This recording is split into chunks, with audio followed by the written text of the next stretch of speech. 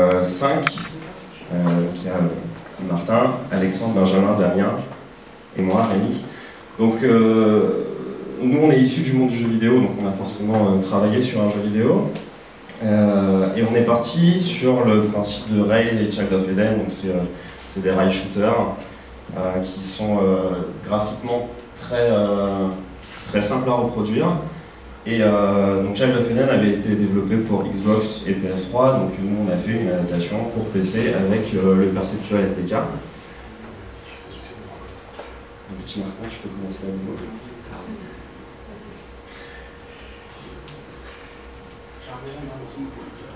Alors là on voit que Martin a bossé sur la 3D et Alexandre sur les menus. On reviendra après sur les différentes façons qu'on a de contrôler.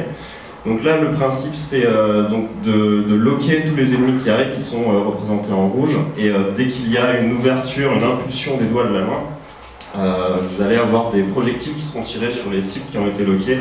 On a un maximum de 8 cibles loquables à la fois. Et donc le jeu est décomposé en zones. Chaque zone comprend une condition de sortie, donc soit détruire l'intégralité des ennemis, soit détruire un ennemi spécifique. Ici vous avez un ennemi qui est bloqué par une porte qui s'ouvre en détruisant les 4 autour. Donc là il faut détruire les 8 pour passer au niveau suivant. Et il en a raté. Bravo. Et sur le dernier niveau, là c'est un niveau où il faut juste arriver jusqu'à la fin. Et au niveau du scoring, en fait, vous allez avoir un pourcentage d'ennemis détruits ou pas dans le niveau. Donc là c'est vraiment essayer de ne pas les rater quand on va passer à côté.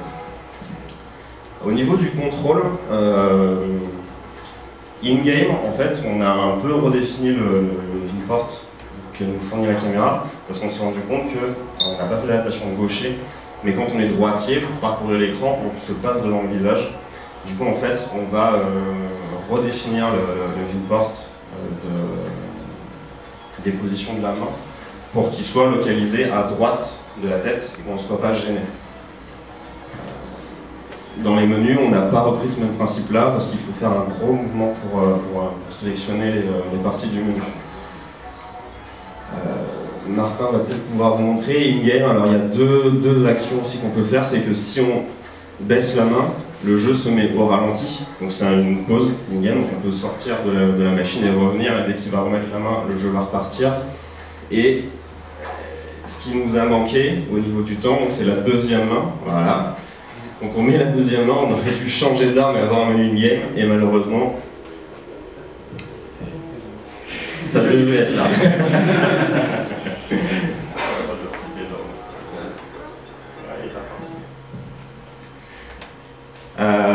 Il va vous montrer juste dès qu'il aura lancé, si on a encore un tout petit peu de temps. Ouais, bien sûr, il y a tout le tour là. D'accord.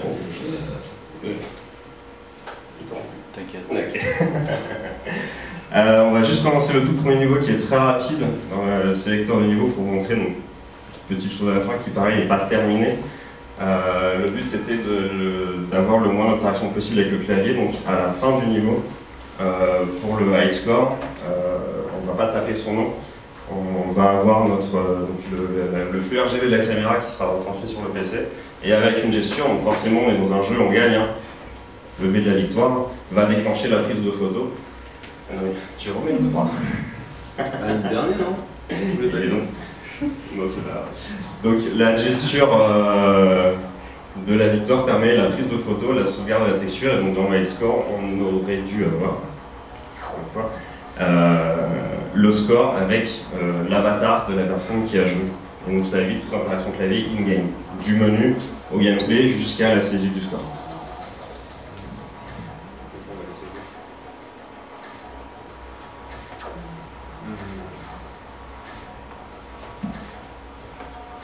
Vous profitez pour poser vos questions si vous voulez. Vous savez quand c'est à contrôler la balle le mouvement? C'est plus une cinématique qui est déjà préprogrammée. C'est ça, ça va suivre une courbe dans le niveau. Si, oui, c'est des niveaux. C'est le principe de rail shooter, on n'a vraiment aucun contrôle sur le personnage.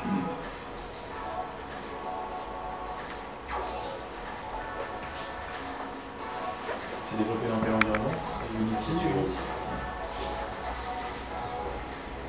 Alors on a un petit peu adapté l'intégration Unity perceptuel SDK. On a l'habitude de travailler avec Motion et du coup on a refait un warper au-dessus des classes C# pour être plus approchant. Au niveau du smoothing aussi par exemple, le smoothing du mouvement se fait sur la moyenne des 5 derniers frames qui sont capturés. Ça permet un smooth qui est plus... C'est ça qui le plaît. Ce que tu veux dire, c'est que la position de la main n'est pas assez stable pour... c'est pour éviter le bruit sur la reconnaissance des nodes. On a des faux positifs. Voilà. Exactement. Et donc on va prendre la frame courante et les 4 dernières frames qui ont été sauvegardées et faire une moyenne de cette position-là. Ça permet d'atténuer et c'est un petit peu plus performant que de faire juste un arrondi ou une puissance racine. T'as déjà envie de jouer? Vous avez encore une question? C'est un jeu qui est déjà développé, c'est ça, pour Leapmotion et que vous avez... Non, pas du tout. On est allé en fait au workshop la semaine dernière, on a pu avoir une caméra grâce à Maya, puis on a commencé le développement lundi, en sachant qu'on travaillait le soir sur le temps libre. Et sans conclusion, au niveau de l'expérience, ça vraiment cool. Alors, le plus gros risque qu'on a, c'est parce qu'il y a le SDK a vraiment du mal à différencier les deux. Ouais. Ça arrive très souvent que la primaire passe en secondaire, main droite, main gauche, on peut absolument pas y faire confiance. Ouais. Quand on n'a qu'une seule main à l'écran, il suffit que l'autre apparaisse qu'il la focus, même si on la cache, il va certainement la voir et si la première ne la captera pas. Donc c'est un peu déstabilisant, il faut vraiment cacher les deux mains pour sortir, voire même lui faire croire que la droite c'est la gauche. C'est un peu et ensuite, la main en arrière, ça veut dire qu'il va tirer. Voilà. Et on peut en bloquer jusqu'à 8 en même temps.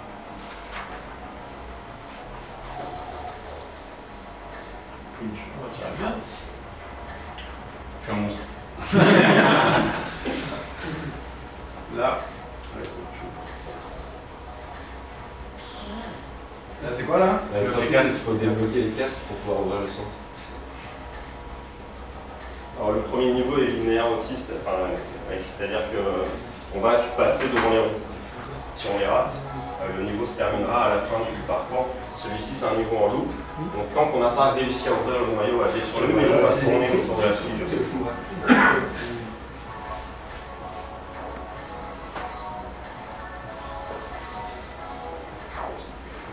Ça marche bien? Le pilote est bon. Ok. Eh ben bravo.